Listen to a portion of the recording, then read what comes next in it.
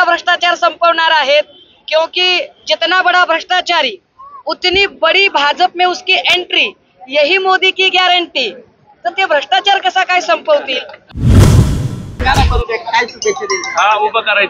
विश्वरत्न doctor Babasaheb आंबेडकरांचा आजचा जन्मोत्सव, या जन्मोत्सवाला जगभरातली सगळी जी वंचितांची, शोषितांची, पीडितांची चळवळ चालवणाऱ्या तमाम मानवतावाद्यांना या जयंती उत्सवाच्या शुभेच्छा।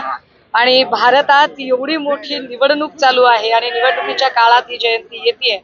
मला वाटतं जर बाबासाहेबांना खऱ्या अर्थानं अभिवादन करायचं असेल तर बाबासाहेबांनी आयुष्यभर ज्या मनोवादी विचाराच्या विरोधातली लढाई लढली, त्या मनोवादी विचारांना परास्त करण्यासाठी जो एकमेव निशस्त्र क्रांतीचा मार्ग अर्थात मतपेटीतून जातो असं सांगितलं, त्या मतपेटीतला आपला निर्णय आपण अत्यंत सजगपणे घ्यावा।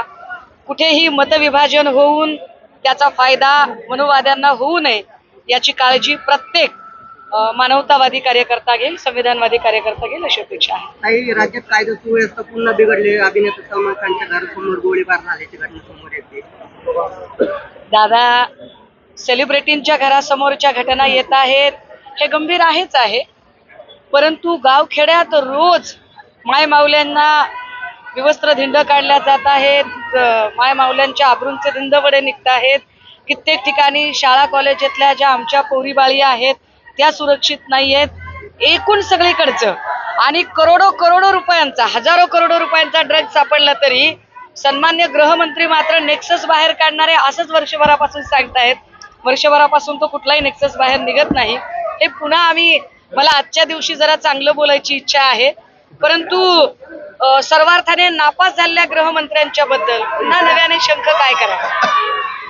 भाजपचा जो जाहीरनामा प्रसिद्ध झाला त्याला संकल्पपत्र असं संबोधलंय। या संकल्पपत्रातले 3 महत्वाचे मुद्दे माझ्यासाठी फार महत्वाचे आहेत। एक, त्यांनी असं म्हटलं की विरासत से विकास तक हमें पहुंचना है, हा संकल्प आहे। विरासत से विकास तक कसे पोहोचतील बरं ते? आज घडीला महाराष्ट्रामध्ये ज्या एकूण उमेदवार दिल्या आहेत त्यातले 12 उमेदवार हे विरासतचेच धनी आहेत। एकूण राज्यभरातले जे देशभरातले उमेदवार आहेत त्यात 112 उमेदवार हे विरासतचेच धनी आहेत। त्यांनी दुसरं असं सांगितलं की हमें भ्रष्टाचार का समूल उच्चाटन करना है।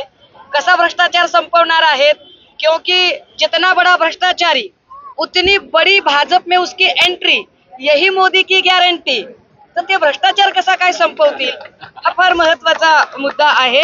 आणि तिसरं त्यांनी जे सांगितलं की आम्ही विकास पोचवणार आहोत, आम्ही लोकांचे प्रश्न सोडवणार आहोत।